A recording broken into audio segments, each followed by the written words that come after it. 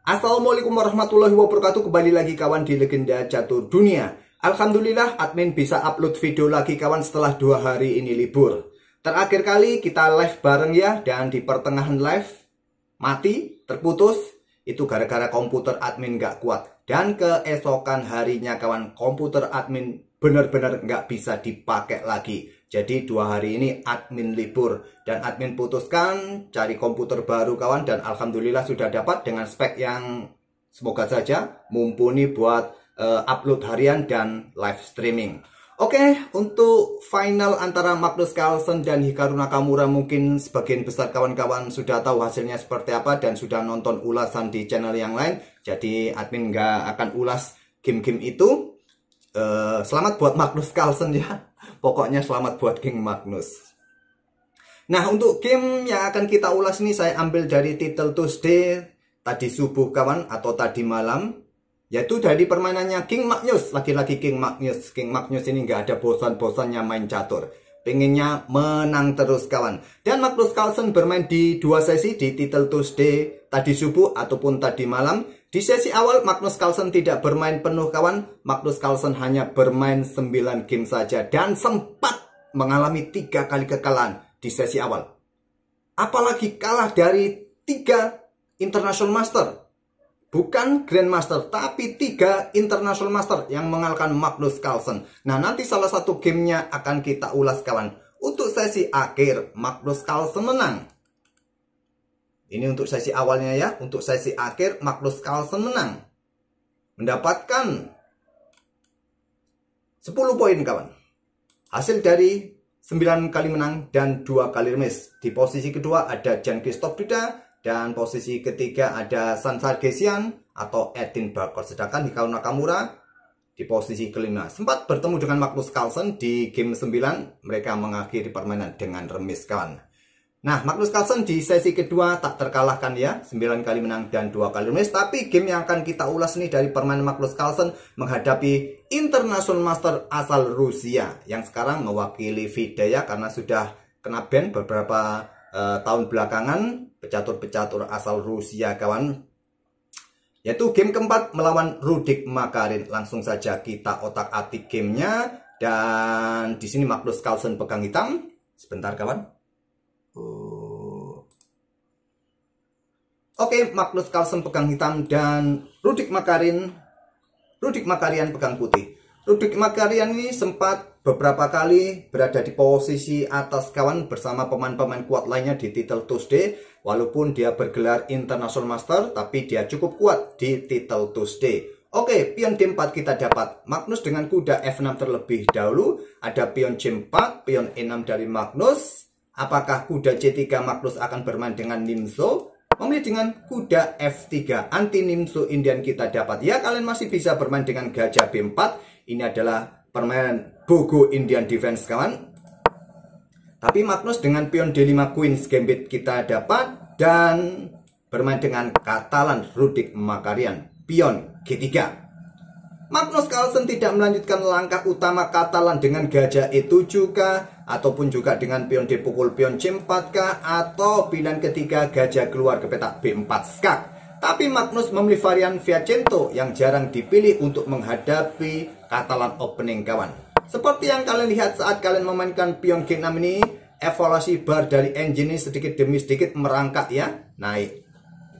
Yang memang varian utamanya adalah gajah E7 kawan, yang akan diikuti dengan langkah gajah G2, kemudian hitam rokade, putih juga bisa rokade, dan hitam melanjutkan untuk membuka Katalan dengan pion D pukul pion C4, menteri coba ambil balik, kemudian ada pion A6 kawan. Nah, kalian antisipasi dengan pion A4, gajah D7, kemudian bisa melanjutkan menteri caplok pion.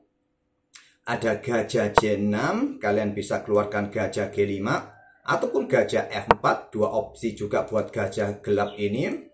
Nah, kalau seperti ini gajah D6, kalau gajah ini keluar ke petak G5, maka gajah D5 yang paling banyak dipilih. Menteri mundur ke ruang terang akan tetap dikejar sampai menteri mundur atau bergerak ke ruang gelap kawan. Kalau ke ruang terang tetap diserang, nanti kuda akan berkembang ke petak J6, bisa jadi opsi juga. Oke, kembali lagi ke permainan aslinya. Jadi Di sini Magnus bermain dengan Fianchetto pion G6, gajah G2, gajah G7, rokade, kemudian menteri bergerak ke C2 untuk backup petak C4-nya. Jelas juga Magnus keluarkan kuda A6 selain untuk coba ancam menteri, mungkin untuk dukungan pertarungan pion C5-nya. Ada benteng D1, pion B6 lanjut Magnus sebelum pion C5 kawan. Dan di sini gajah G5, gajah B7, baru pion C pukul pion D5. Rudolf Makarian yang mendahului pertukaran pion pusat, pion C pukul pion D5. Ambil balik menggunakan pion E untuk tetap ya mendapatkan kontrol dengan pion. Walaupun terlihat gajah ini jadi tertutup. Ya ini langkah yang kuat kawan menggunakan pion. Kalau menggunakan kuda ya wassalam tentu saja menteri. Kalau menggunakan gajah maka ada opsi kuda C3 juga bisa diambil kawan oleh putih, jadi punya tempo kawan. Oleh karena itu menggunakan pion merupakan opsi terkuat untuk ambil balik pion pusat putih D5. Kuda C3, benteng E8, benteng AC1, pion H6, gajah dipertahankan mundur ke F4, kemudian Magnus melangkah menteri ke peta E7. Langkah kuat. Kita berada di langkah ke-13 dan akurasi permainan mereka berdua masih cukup bagus di tahap pembukaan ini. Ya, kita lihat tahap pembukaan Magnus Carlsen sudah selesai. Kita masuk ke dalam permainan middle game kawan. Tahap pembukaan bisa dikatakan selesai apabila semua perwira aktif, raja sudah rokade dan dua benteng sudah terkoneksi.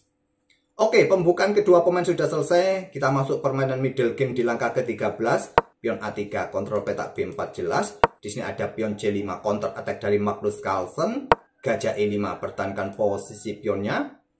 Dan benteng AD8 lanjut Magnus Carlsen.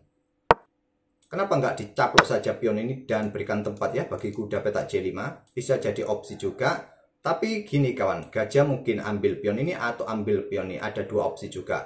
Ambil pion D4, kuda C5 jelas ya tujuan kalian seperti itu. Putih akan memainkan pion E3-nya. Ada benteng AD8. Pion E3 lanjut Makarian. Magnus kuda E4 menantang pertukaran perwira. Gajah gelap kah? Ya, gajah gelap dipilih oleh Rudolf Makarian. Gajah pul gajah G7. Raja ambil balik. Lanjut dengan pion D pukul pion C5. Kuda A yang ambil balik pion C5. Pion B4. Kuda mundur ke E6. Kuda E2. Kuda ke B5 sedikit lebih disarankan oleh engine kawan. Oke, manuver ke peta E2 ingin menempati pos pusat dengan salah satu saudaranya nanti. Ada menteri F6. Kuda E yang lompat ke D4 menantang pertukaran. Terlebih dahulu ada benteng C8 dari Magnus Carlsen. Menteri geser ke B2 dan di sini Magnus memutuskan caplok kuda D4. Kuda pukul kuda D4, ambil balik. Kemudian benteng naik ke petak C4 bisa jadi opsi kah? Ataupun raja ini mundur untuk menghindari jangkauan kuda yang mungkin sewaktu-waktu discover check dan menteri hitam bisa jatuh kawan. Ini salah satu langkah kuat juga. Atau juga kuda mundur ke D6. Magnus memilih salah langkah admin, salah klik. Pion H5 pilihan dari Magnus Carlsen dan Rudolf Makarian meluncurkan benteng pukul benteng C8 ambil balik oleh benteng. Magnus Carlsen melakukan kesalahan atau blunder menggunakan gajah yang kuat. Ada benteng C1 bisa dilanjut dengan langkah raja mundur kawan, lagi-lagi untuk menghindari diagonal panas ataupun jangkauan kuda. Nanti mungkin benteng putih juga akan menusuk ke baris ke-7. Hitam akan bisa menahan permainan putih dengan cara seperti ini. Tapi Magnus langsung ya tadi kita dapat langsung tak berpikir lama kan. Hanya 1 detikan dia memutuskan benteng ambil benteng C8.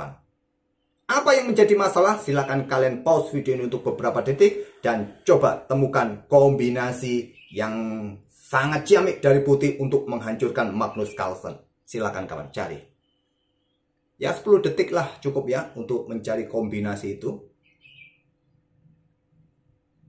Nah, selang 2 langkah Magnus Carlsen langsung menyerah. Oke, apakah kalian menemukan kombinasi dengan langkah gajah ambil kuda ini kawan? Yang pertama seperti ini. Ya, inilah yang dipilih oleh Rudolf Makarian. Sikat kuda, Tujuannya apa? Tujuannya untuk membuka lajur D bagi benteng kawan, di mana Rudit Makarian melanjutkan kuda ke E6, korbankan kuda, cek. Magnus langsung menyerah di langkah ke-26 ini. Apa yang menjadi masalah? Kalian tidak bisa ambil dengan menteri, posisi menteri kalian dalam posisi kena pin. Kalau raja pindah, tentu ada menteri gratis. Kalau diambil menggunakan pion, masih ada menteri gratis kawan. Skak. Kalian harus meninggalkan menteri. Itulah yang membuat Magnus Carlsen menyerah di langkah ke-26. Oke, semoga permainan dari International Master Rudit Makarian ini bisa menjadi penyemangat kalian bahwa pemain kuat pun bisa dikalahkan oleh pemain yang dengan elo lebih rendah kawan. Tentu dengan keberuntungan ya. Lagi-lagi pemain seperti kita hanya butuh keberuntungan untuk melawan pemain kuat kawan. Magnus 3 kali kalah oleh International Master di sesi pertama. Oke, semoga bisa menghibur untuk mengawali komputer baru. Cukup game ini saja ya. Terima kasih, jangan lupa tinggalkan jejak kalian, like, komen, dan subscribe bagi kawan-kawan yang baru mampir. Terima kasih. Wassalamualaikum warahmatullahi wabarakatuh.